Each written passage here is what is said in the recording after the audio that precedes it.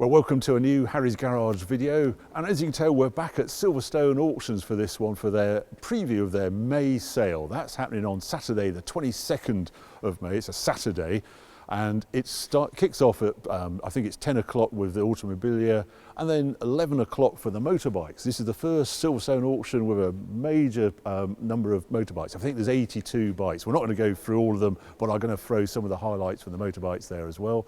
And then quite a few cars here. There's about 70 cars here in all. So a real range from this Elise to, I've got a McLaren P1 I'm staring at over there, car number 1. There's also a Ford GT as well, but we'll get to those in a moment. I want to kick off here with this Lotus Elise. Now, these are getting more and more collectible. I know quite a few people are tucking these away because they were just such a pure sort of sports car, pure Lotus, and they're just refreshing as the world has got more complicated and gone electric and stuff. Having a little sort of 700 kilo Lotus tucked away just for those pure driving thrills is a great thing. And everybody wants the earliest one they can. And this is a 1999 example, Series 1, with one owner from new, and that really takes some finding. Now, he's just done quite a refresh on it, £9,000 worth of recent expenditure, it says on it. I know it's had some paint and it's had some brakes done, a little bit on the engine as well, but what a lovely thing. And that's guided at £16,000 to £20,000. It's one of those, I would say, that is money in the bank. They sell immediately as they come up, these little Elises, so it'd be interesting where that will be in 5 years' time, but you're going to have fun anyway. There is an alternative here. Now, this Xenos, I knew the guys behind this car. It was some of the guys from Lotus and some guys from Caterham. They wanted to take on the Lotus Elise with a carbon tubbed car, a much faster car. This had the Ford engine, what's it called, EcoBoost based engine, 250 horsepower these, so dramatically more powerful than the Elise, and carbon tub, Bilstein suspension, still a manual gearbox. This is quite a rare one because it's got a windscreen. Not all of them had the windscreen. If you think of KTM Crossbow sort of thing, that's what this Xenos was all about. Sadly, they didn't succeed in a sort of full production run, but there are a few examples. They sort of work, and they're now, available at pretty good price. This is guided at 15 to 18,000, so almost the same price as the Elise, but a much faster car, more aggressive car, and perhaps, quite fun on track and that sort of thing. Right, another car I want to show you is this Ford Sapphire over here. Now, I thought I'd show you this one, this Sapphire, because this is RS Cosworth, obviously 4x4, so 4-wheel drive, but to find one as tidy as this, I can't believe. This is a one-owner car, so it's 1991, one-owner car, and it has done a total of 13,865 miles. They just don't exist, but here's one. What I couldn't get over about this car is how, in this colour, you wouldn't really guess the sort of performance potential of this car. 225 horsepower from that Cosworth 4-pot turbocharged engine, and lots of tuning potential as well. But look at the interior. It's a black leather interior with the most fantastic Recaro seats on it. You just want to clamber in and drive it. And it looks, you think this car is 20 years old now and 13,500 miles. Really, really nice example. They're fetching some money now, and particularly in this sort of condition, but this is guided at 60 to 70,000 pounds. But yeah, that's one of the best I've ever seen. I quite like the one next door to it as well. Okay, look at this. Ford GT40. Obviously, this isn't a real one, this is a kit car, but look at the colours of it. My cameraman Tom doesn't like the colours, doesn't like golf colours. I really like them. Even if you just own this for the one trip to Le Mans a year, what fun are you going to have? Ford 5-litre engine. It looks epic, I think. It does look straight from off the grid at Silverstone or something. Been really nicely done. It says it's a professional build on it. 5-litre engine, 1968 Ford, and the classic, Smith dials in there, all the rocker covers. It really does look terrific looking around this outdoor filler cap, but value is just sculpture to me. 42 to 50,000 pound guide. Don't know, I think that's pretty special to have in there. Look at these Subarus down here. Right, it's not often you trip over a proper WRC car, but this is Petter Solberg's Subaru Impreza from 2004. Did the Rally of Japan, and it's been completely restored by ProDrive Legends, and it's just mega to be around. You just look at this, and it was such a period in rallying. We were all watching the Subarus do their stuff, and just that distinctive noise. I'm not quite sure what you do with this car now, whether you are going to enter it or whatever. It's quite interesting to see it in this sort of environment and this sort of sale. But looking around it, it is just an ornament, and you know it's just weapon grade out in the forest and presumably eligible for all sorts of rallies.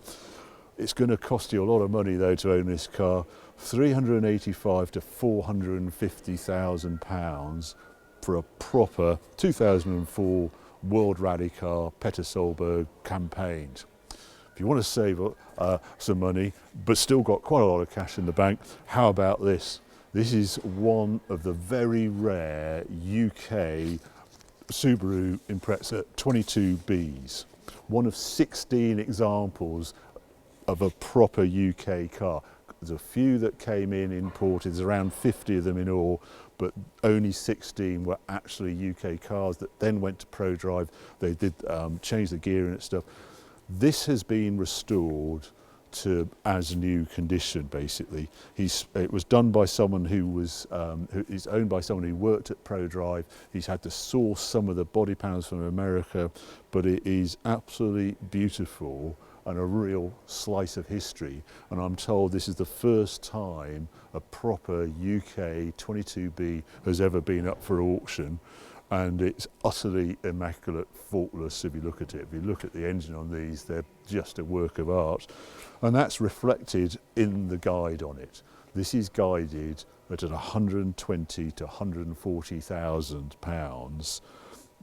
I think it will probably fetch that as well, because it again was such a moment in time, and they are wonderful cars to drive, and they make you feel like a real hero. I'm lucky enough to punt these around Wales, around the Evo Triangle and things like that, and it's something you never forget. And here you are, a most pristine example. Right, let's go have a little look at some of the bikes. Now, I can't tell you how many times I've nearly bought one of these, a little Honda monkey bike. And this is a limited edition gold-plated one from 1996. They sort of reissued them. They came out in the 60s and 70s, and people really did run around on these. And I had a friend back in the day, he was about 6'2". He had one, and he used to turn up at our house at the cottage on his little Honda motorbike.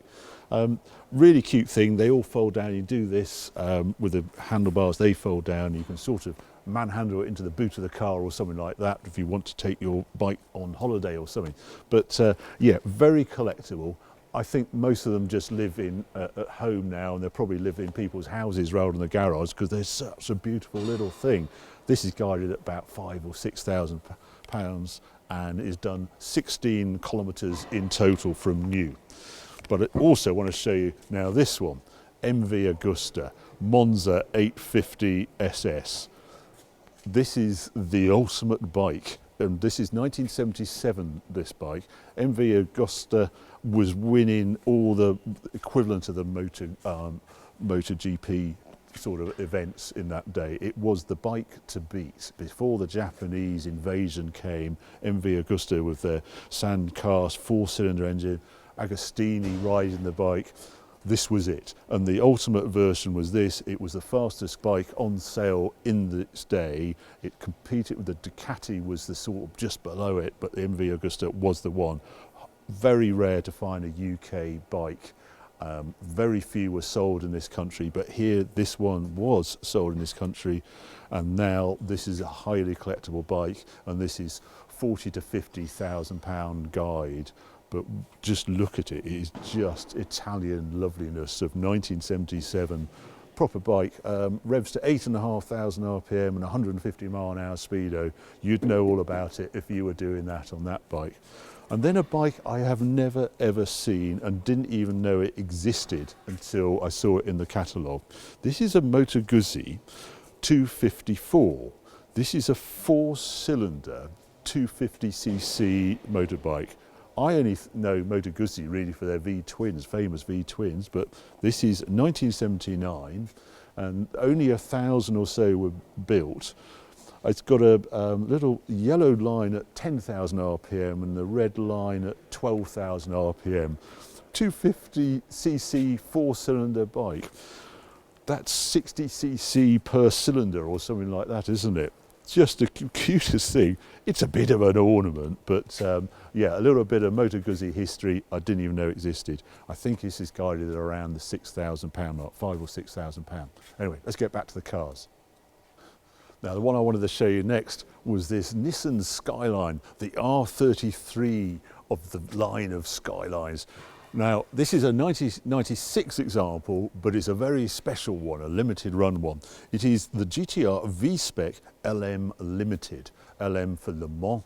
To celebrate Nissan going back to Le Mans, and only available in this colour. I didn't know this this actual version existed in this colour. They're generally either black or silver, the ones I'd seen. It comes with that registration as well. And you have to drive, if you're in a car enthusiast, one day you have to drive an R33 Skyline or an R34. The 6-cylinder engine, twin turbo engine, supposedly 286 horsepower, but I think that most of the power starts with a 3. 4-wheel drive, but very definitely a rear bias on it. Wonderful wrap-round seats, glorious sound. They were quite an eye-opener when I first drove one of these. They are quite special, very special on the road. Now this one is coming from Japan in 2016. Very good bodywork, etc. A little bit of tidying, I can see just on the wheels, a bit scuffed. The engine bay could do with a bit of freshen up, but they are very collectible, and people are now realising what special cars these were. There's one thing that's got the biggest exhaust on the back of this car. I think I'd have to change that if I owned it. And this is guided at 58 to 68,000. So that just shows you where the value. These were 30,000 only a couple of years ago. But if you drive one, you soon realise why they fetch that much money. This one's just arrived, this Vauxhall 888. Now I remember these at EVA, I haven't actually got any information on it, but I've never seen one before. I remember doing a 1-page drive on one of the EVO magazines, but this is how it arrived from the Vauxhall dealer. It had the Sparco seats, had the Oz wheels in this colour and the wing on the back. It was about 150 mile an hour special car, 2-litre turbocharged, I seem to remember. I haven't got a guide on it, but look, I bet that's not a lot of money for quite a lot of fun. But the car I really wanted to show you here, look at this. It's another Corvette Stingray. Now there were several in the previous sale, so I know a little bit more about them, and I didn't realise that this split screen rear screen was only available for 1 year. I had a Corgi of this car as a kid. I just love that design. In fact, I love the whole design right across this car, the spinners on the wheels, the vents. We'd noticed, I thought these were real vents, but they're not. It's all about the style of this car. The other bit I quite liked, it's got an automatic gearbox, and it only needs 2 speeds because it's got the monster great V8 up the front. I don't know, I quite like these, just for a bit of Americana and the style of them. 80 to 90,000 pound guide should you want it. And you can, this is known as a saddle tan metallic, this colour. I'd call it pink almost, but yeah, great design. Here's another bike I wanted to show you. Now I actually have one of these. This is the Yamaha XT500. I've got this 1978 one, this is the 1977 one. They always have slightly different coloured tanks and things on it. Beautiful condition, this one. Very collectible, these bikes. They were such a hero bike in their day. Very clever little Yamaha 4-cylinder engine, roller bearing all the way through. They do have a reputation for tricky to start when hot. That's the only downside. And you have a little window here. When you kick it over, you get a little white indicator in that to show it's at top dead centre, and any swing and you have a bit of luck it will start and far away. But once running, they are just a delight. You can see why they were so got this reputation for being these really trick little bikes. We didn't really do trial bikes. This is sort of the first generation. It also won Dakar in 1979 and 1980. But it's just a light, flickable bike, and everybody I know who has ridden one is a very memorable bike. It's a thumper, lots of torque, lots of go, and just great to look at. Here's another one I really quite like, Bultaco. Bultaco sort of did trail bikes, Spanish manufacturer, and they just won everything. It was Bultaco and Montesa were the bikes to have in the 70s. You competed in trials. But this is one of those. Something just to note on this bike is it's a kickstart on the left. That is very unusual on a bike. And also the brake lever is there and the gear change is this side. They hadn't actually decided. It's like left and right hand drive for bikes of which way round, where your gear change is. This is very unusual being the other way round. I didn't mention the guide on that Yamaha. That's about £6,500 to £8,000. As I say, very collectible. This is slightly cheaper. I think it's £6,000 to £7,000 from 1971 Bultaco Matador. Now, Honda CB750. The very collectible bikes are the very first in production. This is 1970. This is a K0 bike with die-cast casings. I mention that because the very, very first bikes, CB750s, were sand-cast casings because they didn't really know if this bike was going to take off. And my God, it took off. It became a revolutionary bike. You look at some of the British bikes here, they were all kickstart, no electric start, etc. Leaked oil, little bits of oil. CB750s didn't do that. 4-cylinder across the frame, 67 horsepower, electric start, never went wrong, and this is what started the superbike revolution, and the British bikes just didn't have an answer to it. This one is the collector one. So K0 means you can tell this has actually got its original seat, a little flare on the back of the seat notifies this is a very early one. There's a K1 over there that you would just think was exactly the same, but the Uber collectors will notice the difference and they'll pay for it. So this is guided, I think, at £15,000 or £17,000, while the K1 over there is half that. It's £6,000–7,000. No difference in the bikes, but that's what collectors chase, is the K0 and that sort of signature, that early detail of that seat, and having an original seat is, oh, amazing. It doesn't ride any differently, but that's what happens in the world of collection. Right, let's get back to the cars. I thought I ought to show this one. This is a 1990 BMW Z1. You don't often see them. This was going to be this revolutionary sports car from BMW. Ulrich Betz was the guy in charge of this division of BMW, and then he went on to Aston Martin. But he really rethought what a sports car, BMW sports car, could be. And it was compact, and it had this sort of unique feature, the door that doesn't open conventionally, but slides down into the sill. If I press that, up it goes. Just a bizarre concept, but it was to, sales gimmick or whatever, but it was the idea you could drive around with the door low and you get even more fresh air. Not only does the roof come off, the doors go down as well. This one, I mean, it needs a little bit of tidying, I have to say, but they are quite fun. Straight six 3-litre engine in them as well. This one's guided at £28,000 to £32,000. They've been sitting in the 20s for quite some time now. Wonder if they will take off one day. Good fun thing, this Alpina is just a very tidy example. 2000, year 2000 Alpina B3 cab, 3.3 straight six, 24 valve, 280 horsepower. Just a nice thing. 36,000 miles and guided at £15,000 to £18,000. And a very easy Alpina to live with. Another car I just wanted to show you is this Z3M. A bit of a Marmite car. I just know they're really quite fun to drive because, of course, they have the M3, the E46 M3 engine. So completely overpowered, bit of silliness, roadster. And with E46 M3 sort of taking off in value, I just think these are quite a good bit of fun. 316 horsepower at 7,400 RPM. Not sure if I could live with the colour combination and the dark wheels, but it is a very tidy example and guided at 20 to 25,000 pounds. But I want to show you this.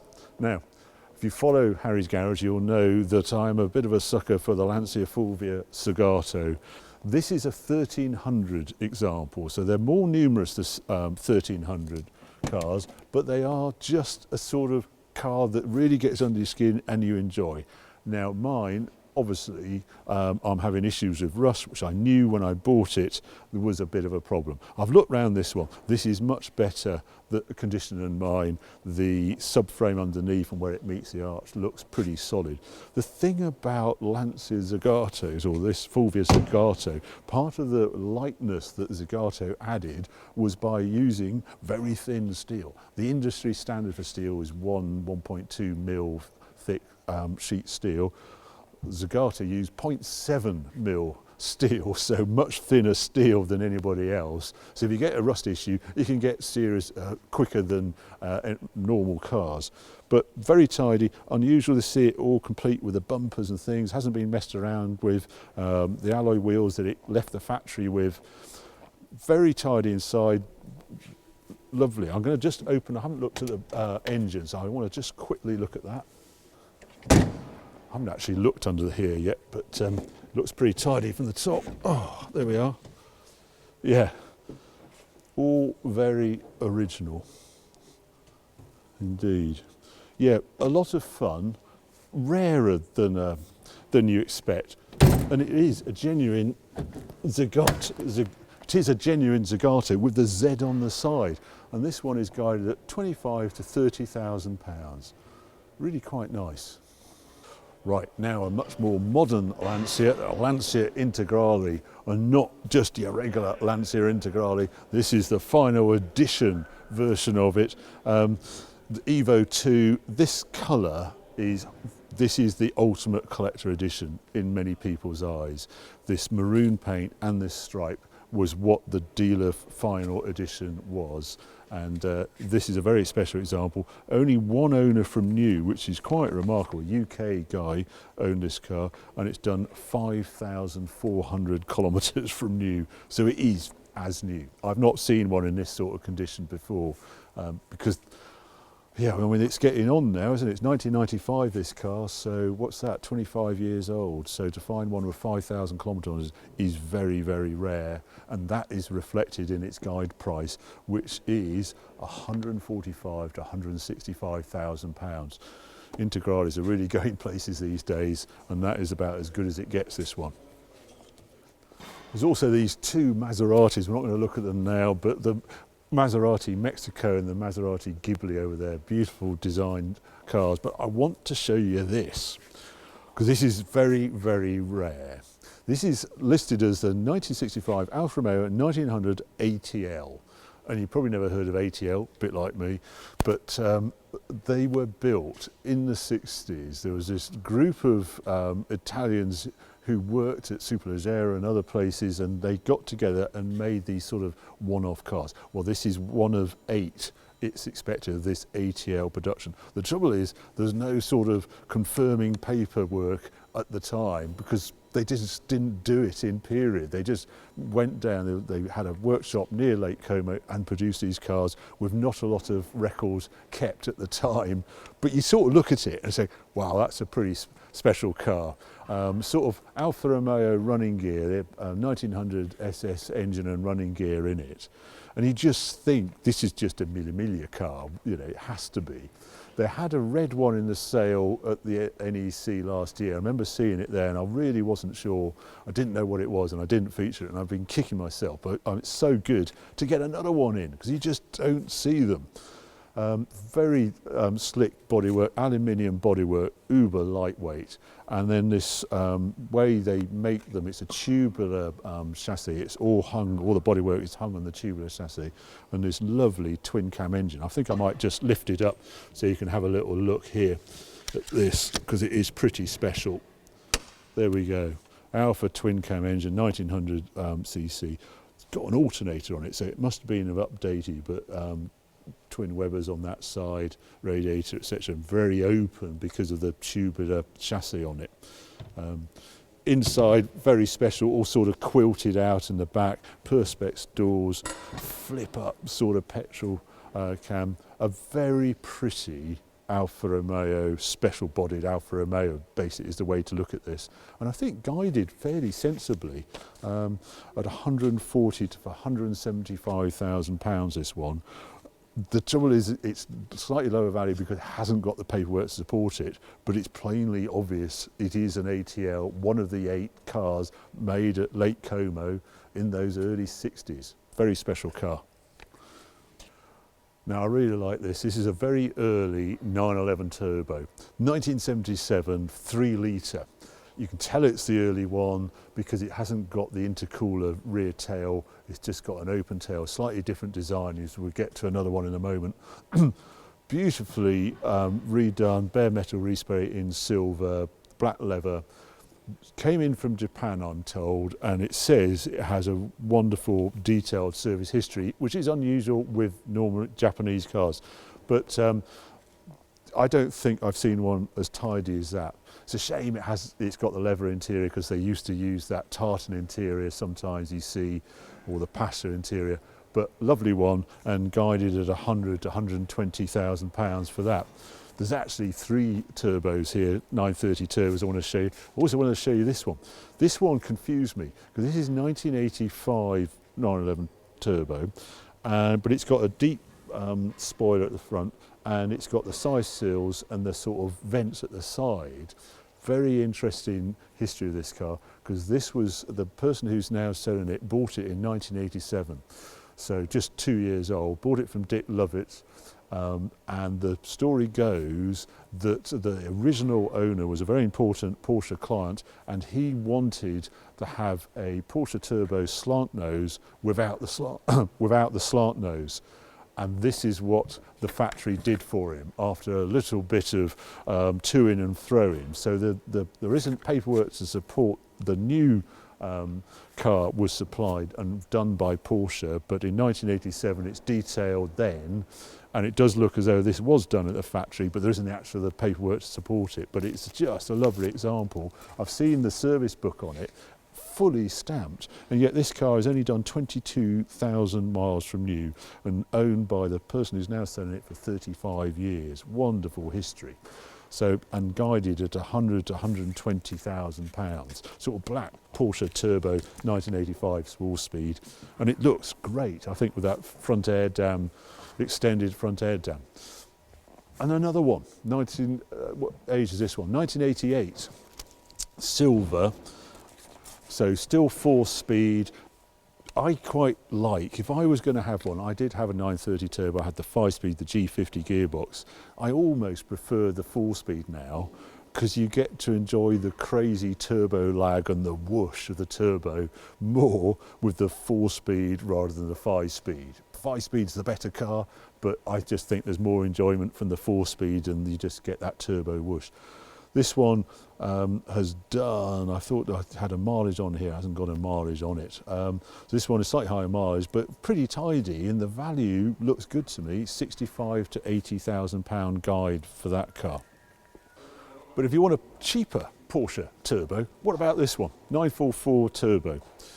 I really quite like these. They're sort of rare, they're under the radar, if you like, but 944 Turbo was quite a thing, especially in this later guise. It's 1988 944 Turbo S Silver Rose, so a special edition. Now this one, very tidy. You're looking at it outside, it's got the special equipment, so the magnesium wheels on it, the 928S brakes on it, 250 horsepower. They were quick things. Yes, it is a manual as well, and this one is basically family owned from new and guided at 17 to 20,000 pounds, which I thought, cool, that looks amazing value. And I just checked the mileage inside. It's done 200,000 miles. So there's two ways of looking at this. That, you know, after 200,000 miles, you can hardly tell from the outside it's done that so many miles. It's pretty tidy inside. gear knob. I mean, you never guess the mileage. Little extra creases on the seats and things, but yeah, a very good value Porsche Turbo.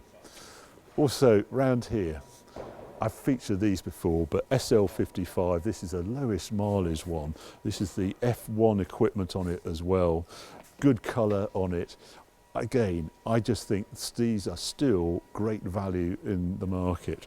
I really enjoyed my brief time of one of these, speed limited to 155, but easy to unlock. And that supercharged V8 engine, you will never get bored of that engine. They're a very easy car to live with. 49,000 miles this car. What else has it got? F1 performance pack, 8,500 miles. That's 19-inch wheels, extra oil cooler. Oh, they've speed limits are raised to 300 kilometers an hour. So you can do 186 miles an hour, and they will get there very quickly, in my experience. And this car is guided at 22 to 26,000 pounds. Someone's going to have quite a lot of fun with that. Now, there's a bit of a British corner theme going on over here. There's Astras and all sorts of things, but just wanted to have a look at these four cars here. This is a very early Mini Cooper in classic colours of the red with the black roof and the sort of vinyl interior. I've just picked this one out. This is 1961 and it's a 997 Cooper.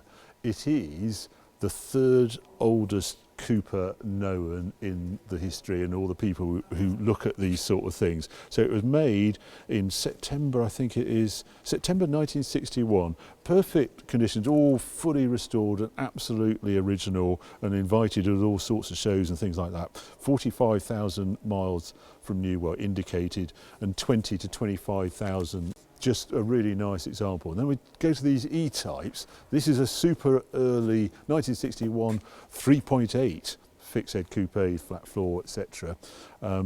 Looks really smart in the white. Just what a time this was for the UK car industry. That both of them, 1961, the Mini Cooper and this one, left-hand drive this one, as a lot are, 1961 guided at 125 to 150,000. But look at this one. Now, this is 1964 E-Type.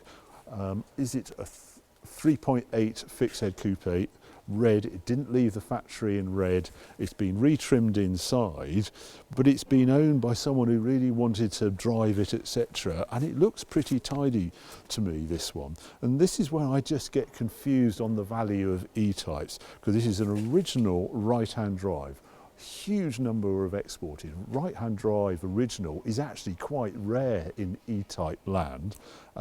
Yeah, 1,799 right-hand drive, and this is number 1738, so right at the end of the Series 1 E-Type production. But big history file, bluff logbook as well, 13 MOTs, because it hasn't got a completely full history file, and it's changed colour from when it left factory. This is guided at 65 to 75,000 pounds. That seems really good value for a very usable E-Type to me. No, I can't walk past this Elan. Same colours as mine. I've looked round this and faultless. It has to have been restored recently. It is absolutely pin. It's still on an original Lotus chassis. It was owned by Steve Soper. He's had it for a number of years and now put it into sale. If you want the most perfect drop-head 1972 Lotus Elan Sprint in yellow, well, it's guided at 58 to 65,000 pounds. They're really on the move as well, the Elans as well.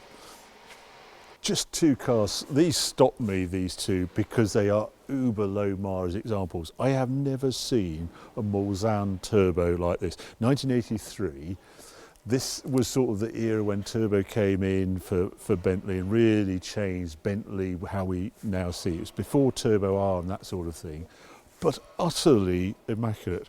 The colour is quite fun, yeah, Cotswold beige over magnolia. But it's 4,927 miles from new, and it is absolutely pin. When you look at it, it is extraordinary. Just don't find them like that. And it's guided at 25 to 30,000 pounds.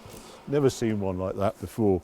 And Arnage, I just feature this one because this is sort of similar. This is later, 1998 Bentley Arnage, and this one is 6,000 miles from new and offered without reserve.